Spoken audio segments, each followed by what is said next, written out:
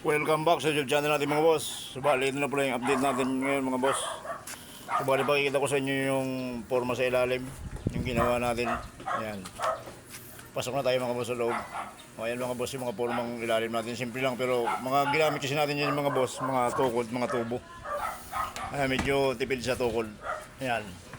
Ayan yung mga boss. So, ayan, tignan nyo naman. Simple lang yung forma natin pero walang kagalaw-galaw. Yung harapan niya kasi boss, dyan umapok yung mga magbubuhos na nakatungtong. So ayan mga boss, atasa tayo. Yan, video natin yung pinaka-finish product ng mga boss sa ibabaw. So ayan na mga boss yung ginawa natin kahapon. Yung bali pala yung mga boss, pinantay ko pa rin yan. Binuli ko pa rin kasi pag hindi kasi binubuli, bumibitak. Pag initan. Ay, may abang pa tayong kalpi mga boss, kapang pa yun sa kabila. So ayan mga boss yung finish natin. Yung pinaka-kanupi. O ayan mga boss. O, yan ang ginawa ng kahapon. So, bali pala mga boss, hanggang alawan na lang yung natapos. Yung buhos natin.